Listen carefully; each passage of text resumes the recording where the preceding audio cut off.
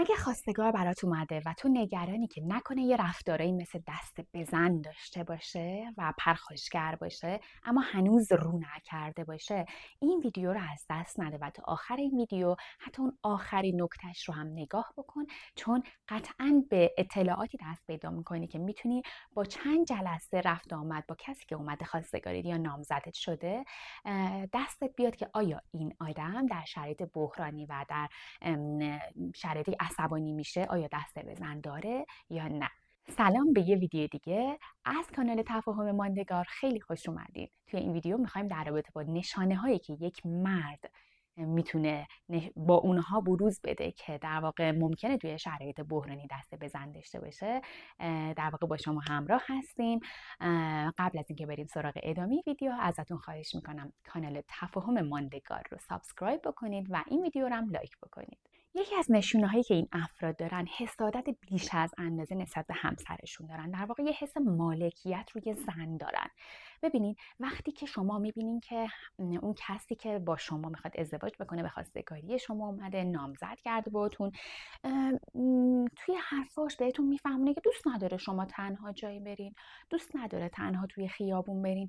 اینها نشونه افرادی هستش که در واقع اون حسادت یا حس مالکیت زیاد نسبت به همسر رو دارن و این حس مالکیت اصلا جذاب نیستش. فکر نکنین چون منو دوست داره پس حس مالکیت نسبت به من داره. نه، این حس مالکیت یعنی گرفتن اون حق از همسر خودش. نمیخواد که همسرش حق انتخاب داشته باشه، نمیتونه تحمل بکنه و همین عادت میتونه باعث بشه که خشونت و پرخاشگری زیادی رو وقتی که شما یک بار این کاری که اون فرد ازتون میخواد رو انجام ندین به دنبال داشته باشه. نشونه بعدی که این افراد دارن اینه که زود عصبانی میشن. شما بگید توی رفت آمدهایی که با کسی که نامزدتون هستش و خواستگاریتون اومده این نشونه ها رو باید در واقع در نظر بگیرین، اینه که توی موقعیت های مختلف نظرش رو بپرسین، بعضی اوقات یه سر انگولک بکنین، ببینید زود عصبانی میشه، زود از کوره در میره. وقتی که متوجه شدین که اون فرد خیلی زود عصبانی میشه، نه به هنگام، خب عصبانیت یه امر طبیعی، هر کسی توی شرایط مختلف ممکنه عصبانی بشه و یک بار عصبانی شدن زود هنگام هم دلیل نمیشه. ممکنه شما دست گذاشته باشین رو نقطه ضعف طرف. منتها باید توی شرایط مختلف، توی موقعیت‌های مختلف قرارش بدین و بسنجین که آیا زود عصبانی میشه، زود از کوره در میره یا نه.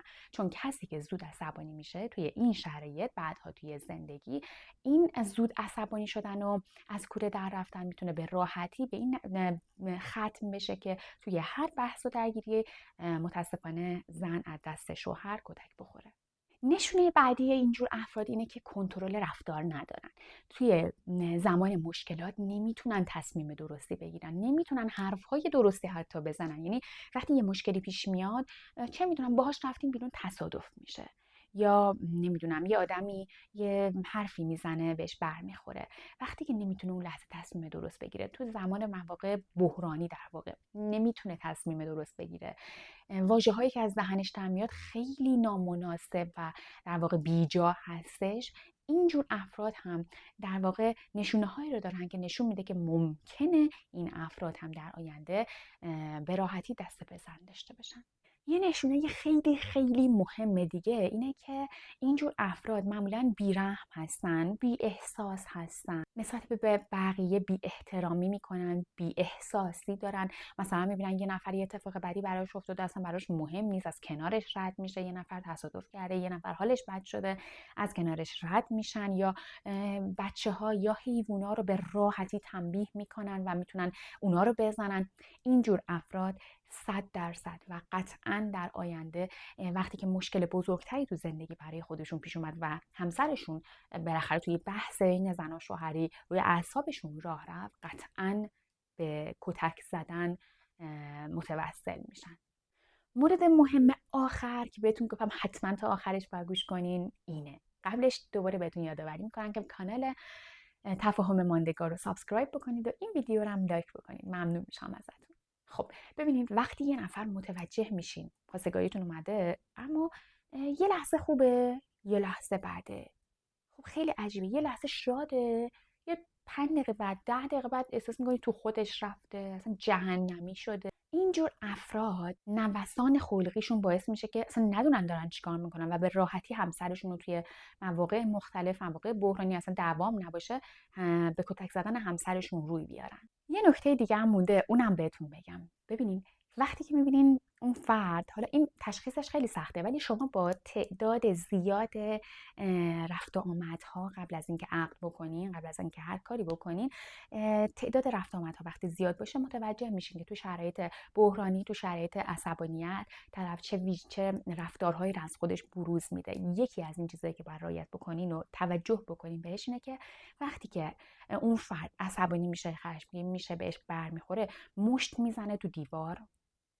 وسیله ها رو میشکونه، کسی که این کارا رو بکنه امکان این که در آینده همسرش رو توی این موقعیت ها بزنه و خشم خودش رو تخلیه بکنه خیلی بالاه.